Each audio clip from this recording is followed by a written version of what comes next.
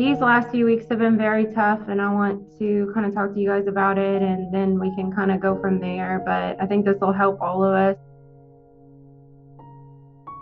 What are some things that shook you up in the last few weeks?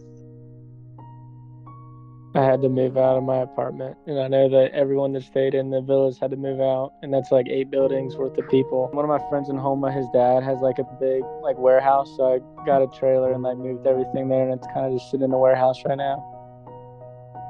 The dorms opened up for like some of the student athletes, and then other people just kind of like staying with friends and stuff. I mean, everyone's just kind of trying to figure it out.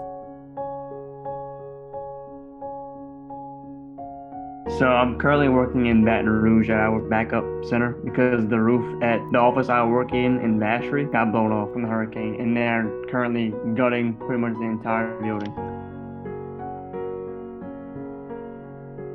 Living out of my truck for like 2 or 3 days a week.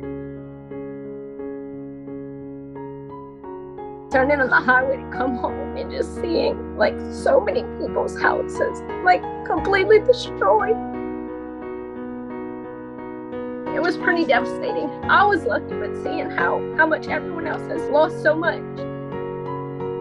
Coming back, I remember thinking like, how in the world is this community ever going to come back together? How is it ever going to be like restored?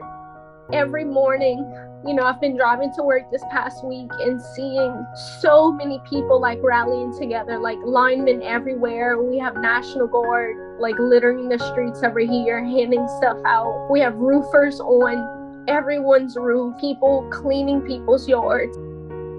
It was quite like a humbling experience. Like every morning I'm in tears heading to work, seeing everyone come together to rebuild everything. So I go to stop, no gas. And I'm like almost on E at 2 a.m, coming into Morgan City and home at like no lights, absolutely no lights. It was very creepy. Trees just down. Cocodrie is like my second home. I love going there. I love spending time there. And going there that weekend, it was absolutely destroyed. And it was very depressing to see. Very, very few suffered minor damage, but most of them had major damage or they were completely gone. I don't want to think I'm different than everybody else, but in my situation, it's been a lot different than most people's because I didn't have a choice. I had to stay. Like the night the storm passed, we were out cutting trees 3:30, 4 o'clock in the morning, and they had this sweet old little woman walked up to me and was like, "Do you want a cup of coffee?" And I swore it was God for a minute. Once I finished up doing fire department stuff for the last 2 weeks, I've been running water and fuel back and forth out of Texas. Whenever we were trying to fill up our trucks, there was 10 trucks.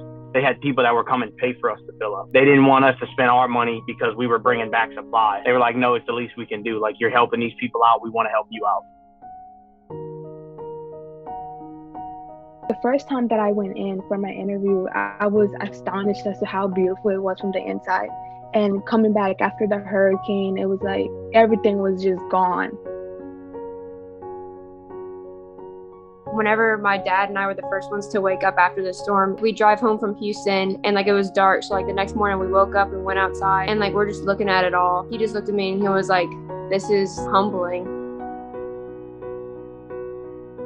Anything can happen in just the blink of an eye, and it really can just change your perspective on everything in life.